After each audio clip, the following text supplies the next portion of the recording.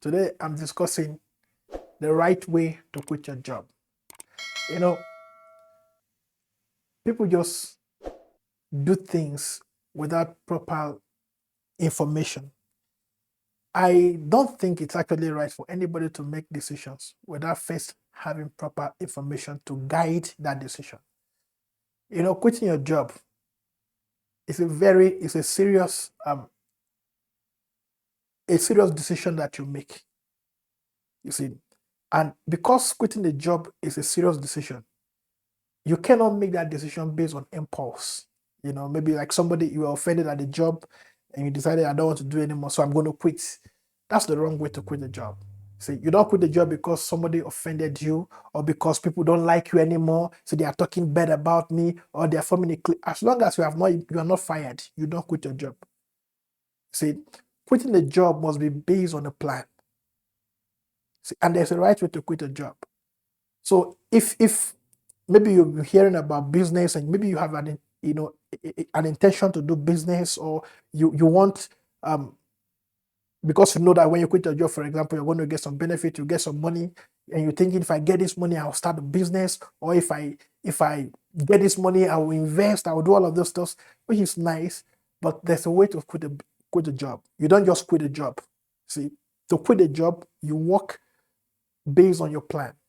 For example, maybe your desire is to go into business. You want to start your own business.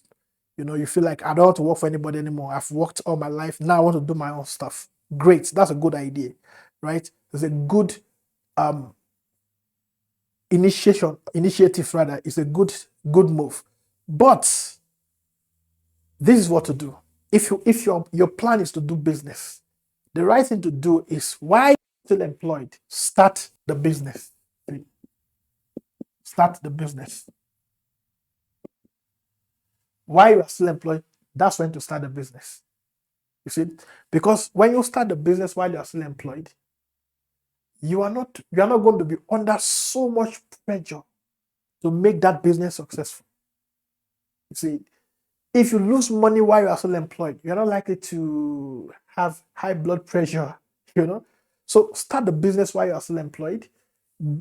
Walk through people, depending on the kind of business you are doing anyway. You see, so when you start a business, do it while you're employed until the business start making profits. Start making profits. And even at that, you don't just retire immediately. Why? Because being an employee or working like you've been doing, you probably have been used to certain kind of lifestyle, so a certain level of living. Now, if you're going to leave your job because of a business, this business that you start must be able to make profit. That's number one. And then number two, the business to make so much money to be able to pay you your current salary,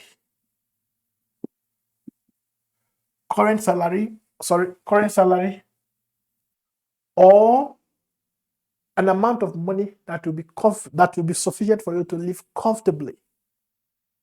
Yet, why you work in the business? Because when you leave a job, it is believed that you are quitting this job to go work in this job. Though it's your business, you are coming to work in the business. So the business will be able to pay you for you to maintain your current lifestyle.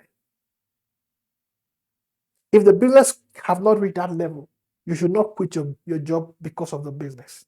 See, so quitting your job should be because there's now too much demand in your business that you need to give it more attention. The business has reached a level where it can take care of your need, and there's so much demand for your time. So you quit this one to give attention to this one, because you know that when you give it full attention, you'll be more productive, you'll make even more money. See, that's the right way to quit a job. Not quitting the job to go start a business. You see, to prove whether it will work. Because while you are still working and you start a business, you will have proven that the business will work because you have results. And what you have done is that you took a transfer from your old employment to this new one, though you own this new one. Or somebody who said, well, I want to invest, so I'm going to collect my money to invest. So if I retire, I will get a huge amount of money and I'll be able to invest the money. Well, that's also another mistake. You don't retire to get a huge amount of money to invest. You actually, just like the business, you start investing. Start investing while you are working with the little you can afford. You see, and then see the way it works. Because you see, one of the reasons why I said you should start the business first is because you will have built the psychology of a business person. You will have started developing the emotion, you see, of a business person, the discipline of a business person before you transfer from here to there. Because see, when you just stop employing, you quit your job, you're going to start a business. You are not per se a business person. You are an employee. You see, and there are different. The mindset that you need to do a business is not the same as that of an employee. You see, there's a that you need to succeed in business that you don't necessarily need to be a successful employee. There's an emotional maturity that you require to succeed in business that you don't really necessarily need to be an employee. You see, so that's why it's important that you first develop these things before you move into your job, into employment, into a business. So start while you are still working. The same thing with investment. Start investing now. Develop the psychology of an investor. You see it? And then see how your investment are doing, with the little you have. And then when you decide to, it's okay, I'm going to now leave my job to become a full-time investor or to invest my money because you want to go and rest, maybe because of some health issues. Okay, imagine, for example, if you have, let's say, living in, for example, if you live in South Africa and you have R1 million, R1 million invested in maybe in any company that gives you, let's say, 10% return on investment, ROI on investment. 10% on this per year would be about 120,000 rands. So if you invest R1 million in any company, maybe unit trust, anywhere you invested it, and you can get a 10% return on investment, that means you will be making like $120,000 per year, which is 10% of this in 12 months. Now, if you divide this by 12 months, you are looking at an income of about somewhere around about 13,000 rand per month. So imagine, okay, if I retire and I get, for example, if your salary is 15,000 rands, let's assume where you are working, your current salary is 15,000 rands. But because you have worked for so long, you have been able to amass this, maybe in retirement fund or whatever, $1 million rand, sorry. Okay, at this point, and of course, like I said, you will have developed the investment psychology. Why? Because if you haven't developed investment psychology and you take money from it is secured to come and control it yourself, you are likely to spend the money. Something happens, you go back and push your hand into that investment and pull it out to go resolve the problem. But when you've developed the psychology, you know that no matter what happens, that money is capital investment. I can never touch it. You see? So what am I saying?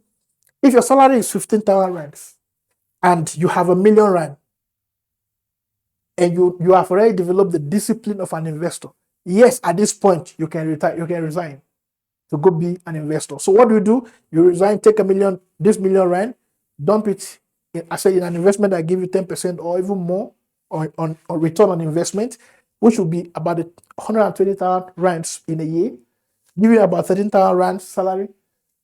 Fine. With this, not going to work, because when you go to work and you're earning 15,000, you're going to be out of that 15,000 last year. You're going to need money for fuel, money for airtime, money for clothing to dress to work, and all of those stuff. Now you're getting 13,000 rands for perhaps not doing anything. The money that you have already made is working for you to pay you this. You can resign.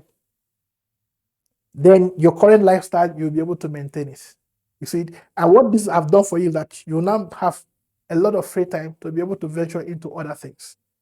You see, so this is how to quit from your job. Number one is you start a business, you prove it. and then you take a transfer from working for someone else to work for yourself. Or you prove your investment psychology, you prove that you have the maturity, the discipline to be an investor, and then you check the current level of life and how much you're going to get return on investment, either per month or per year, and determine if it is worth it. Then you can make the move, take the money, invest it, you collect, you are still being paid per month. It makes sense. So this is the right way to quit your job. Don't ever quit because you were offended, or quit because somebody shouted on you, or people are planning bad thing against you. As long as you are not fired, never quit a job because of people. Quit because of your plan. Thank you. If you have not subscribed to this channel, if this channel has been a blessing to you, the right thing you can do, or the least you can do, is to give us subscribe, like our video, share it with others. That's all you can do for us as a thank you for providing you this information. Thank you. See you in the next video.